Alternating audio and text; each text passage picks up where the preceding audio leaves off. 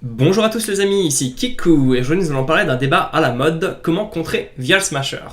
L'idée ici est de discuter de comment s'adapter à Vial sans pour autant affaiblir particulièrement votre deck contre d'autres match-ups. La plupart de ces conseils sont des classiques de l'EDH et de Magic en général, mais qui méritent tout de même qu'on en parle et qu'on cite des exemples de cartes. Sans transition, le premier conseil, avoir un vrai deck. C'est la base, si votre deck ne tient déjà pas la compétition sans prendre en compte Vial, c'est clair que c'est pas gagné. Si ce premier point vous pose problème, il faut prendre du temps avec des bons joueurs avant même de vous pencher sur le match-up Vial en particulier. Second point, assurez de passer votre gestion. Vial cherche à passer son général puis à le protéger. Pour ça il joue de nombreux contre-sorts à bas coût. Si vous voulez tuer Vial, ça veut dire que vous êtes capable de cracher soit un sort de défaut et un anti-bet, soit un anti-bet et un contre, soit deux anti-bet. Pour ça il n'y a pas de secret, il faut en jouer un paquet. Abaissez votre courbe de mana. Vial Smasher joue un certain nombre de sorts gratuits comme force de volonté et erreur de visée. Si vous voulez suivre le rythme, il va falloir qu'un bon nombre de vos sorts, et notamment votre gestion et vos moyens de tuer, soient à bas coût.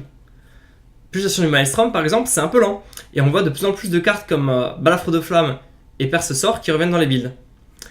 Allez plus vite. Dans la même lignée, les accélérateurs à 0 ou 1 vous permettent plus facilement de prendre l'avantage en tempo, ou au moins de suivre le rythme de Vial qui a lui-même tendance à un jeu. Avoir accès à un plan de win rapide dans le même genre. Tant que vous le laissez poser un général par tour en essayant de gérer, vous vous essoufflez massivement, pendant que lui ne fait que gérer ses généraux. C'est impératif de poser des menaces efficaces sur la table pour faire la course. Plus la partie avance, plus la pression de ces deux généraux se fait sentir. À un moment de vous appeler Brea, vous n'avez pas envie de faire traîner la partie.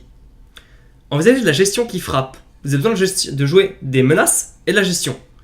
Donc si vous avez des cartes qui font du 2 en 1, c'est plutôt intéressant. Specimen, c'est plutôt joué dans des jeux bleu contrôle, le mettre dans Rada et le garde dans Doran où ça tape à 3 par exemple. Jouez des removals récursifs. Si vous pouviez une fois pour gérer Vial une fois, vous ne gagnez pas particulièrement de temps. Et rappelez-vous que vous avez besoin de temps pour dérouler votre propre plan de jeu. Il y a du voile, Ageni le Vengeur, Jace le Sculpteur d'Esprit, Vague de Parallax, le Dareti Rouge-Noir, Brea, Jig Dumezawa, Fer Dalken, et voilà, j'en passe. Et d'ailleurs, en parlant de Fer Dalken, on peut aussi en prendre le contrôle. C'est tout bête, mais Vial est vachement plus agréable de votre côté qu'en face.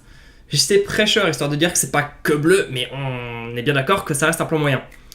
Gilded Drake revient à la mode, notamment dans des jeux avec beaucoup de boons comme Baral, Jace ou Geist, et je me permets de mentionner Arla Cérébrale, qui ne coûte pas cher et vole la plupart des cartes qu'on veut vraiment voler, comme Titania, Vial, Doran, Genara, Saska et beaucoup d'autres. Regardez MTG Top 8, regardez les créatures que vous aimez voler et combien ne peuvent pas être ciblées par le harnais, et vous allez voir que la carte est vraiment correcte. Rendez-le inoffensif. Si l'enjeu mais qui ne sert à rien, vous n'avez pas à dépenser 40 sorts de gestion, vous l'oubliez et tout va pour le mieux. C'est plutôt un truc de deck blanc ouvert, mais pour le coup, par exemple, isolation temporelle ou champ des dryades, ça marche bien. Bien sûr, si vous pouvez le tuer dès le tour où il arrive, c'est encore mieux.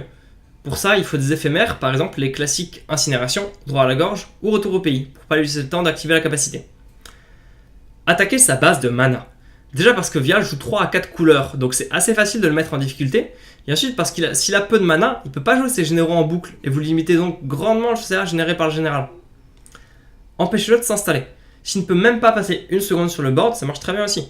Vous pouvez donc lui mettre un contre-sort, le nommer sur ingérence du mage. Vous pouvez donc gagner un peu de points de vie. Ce point est plus un bonus pour gagner un peu de temps qu'un réel plan de jeu, mais ça me permet aussi de citer le magnifique Karlov Life Voltron qui fait top 8 à Palaiso, et mine de rien, quelques points de vie par-ci par-là, ça permet de gagner du temps, que ce soit contre Vial ou contre Jurugo. 14e et dernier point, c'est assez intéressant d'éviter de donner des cibles à force de volonté quand Vial est sur la table. Pour ça, la fraction de seconde ou les anti-bêtes permanents fonctionnent assez bien. En conclusion, rappelez-vous que je ne vous donne que des pistes. C'est important de vous demander dans votre deck en particulier, étant donné votre plan de jeu, lesquels de ces conseils sont pertinents. C'est clair qu'entre Mort Soudaine et Liliana du Voile, c'est généralement Liliana la carte la plus forte seule. Voyez ça comme une aide à choisir les cartes qui passent le cut. Si en plus ça aide contre Vial, peut-être que c'est mieux dans le deck qu'en side. Et comme d'habitude, si vous avez des retours, des questions ou quoi que ce soit, n'hésitez pas à nous les partager sur Facebook ou sur les forums. Et en attendant, merci d'avoir regardé cette vidéo et à très bientôt.